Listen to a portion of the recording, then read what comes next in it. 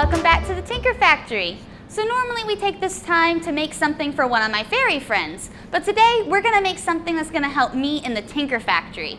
The Tinker Factory is a really stimulating environment, and if you have a sensory processing disorder like I do, it can be really hard to focus sometimes. I don't think I've shared this with you yet, friends, but when I was 6, I was diagnosed with autism. Autism means a whole bunch of different things to a bunch of different people. For some, it means they can't speak or they can't walk, they have a hard time making friends, maybe they have a hard time paying attention or paying too much attention to some things, or they have a sensory processing disorder like I do, or maybe they just have a lot of anxiety.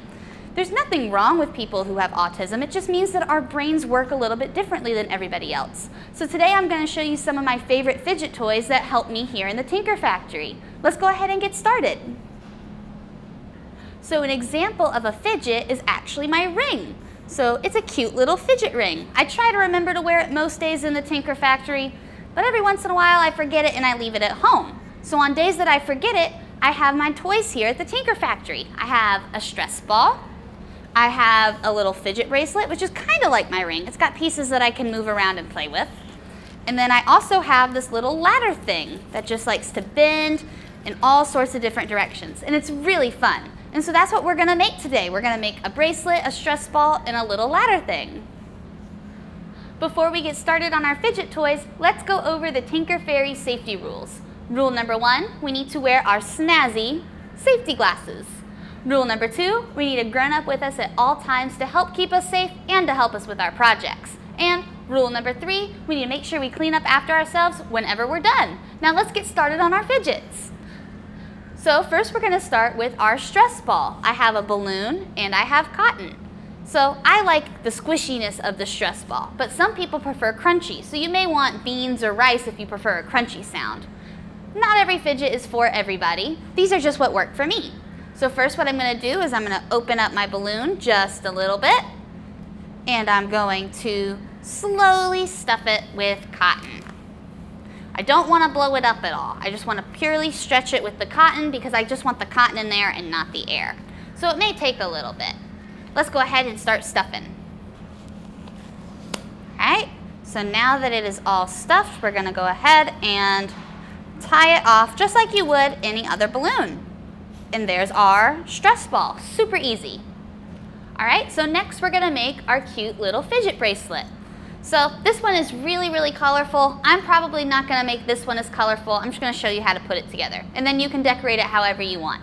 So first what I'm going to do is I'm going to take my pipe cleaner and I'm just going to cut it in half. For this one, I think I'm going to make it really curly. So I'm just going to twirl it around my finger, give it a little bit of curl, and then maybe stretch it out just a little bit. And then I'm going to take maybe 2 pop tabs and put them on our happy little curls. I'm going to take some tape and I'll tape one end of our curl to one side of the bracelet, and I will take tape and I will tape the other end.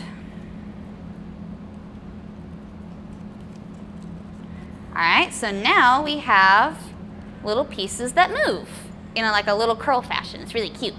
Alright, so for this one I think I'm just going to have it be straight. So let's put a couple pop tabs on here. I think I'll do a little bit more this time. All right, so we're just going to put the rest of these pop tabs on here. All right, and just like we did with our other piece, I'm just going to tape the ends on. So I'm going to take some tape and tape our pipe cleaner onto our little tape roll tube.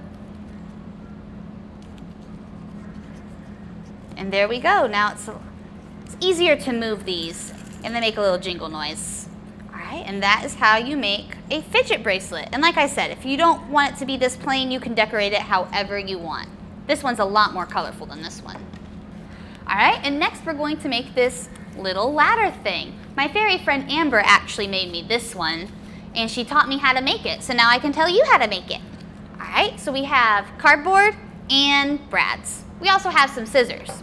So first what we're going to do is we're going to cut our cardboard just in little chunks.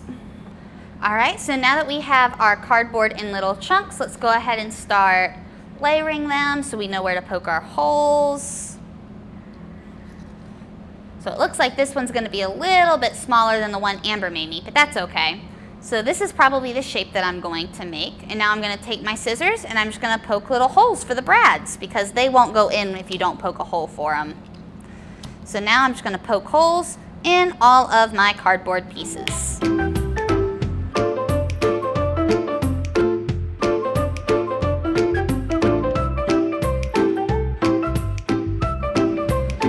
Alright, so now that we have all of our holes poked, we're going to take our brads and we're just going to stick them through the holes, and then we'll make sure we fold them at the bottom, and this is what creates that bendiness.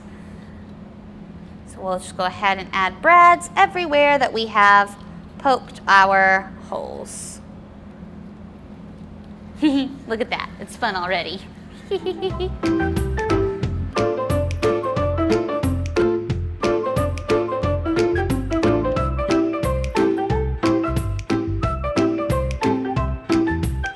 And it's done. It's so cute and little. If you don't want it to be this small, you can keep adding pieces to it. You can make it as big or as small as you want. So, now that we are all done with our fidgets, let's go ahead and follow rule number 3 and pick up after ourselves.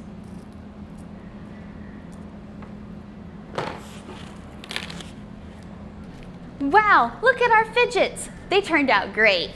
Thank you for making them with me, friends. I enjoyed spending some time with you, and I really hope this helps my sensory processing in the Tinker Factory. You know, autism affects me in the ways that sometimes I have a hard time paying attention, and sometimes I have sensory processing issues. But it also means I'm super creative, which is perfect for a Tinker Fairy. Just because my brain is different doesn't mean there's anything wrong with me. Just means I think a little differently. Well, I'll see you next time, friends.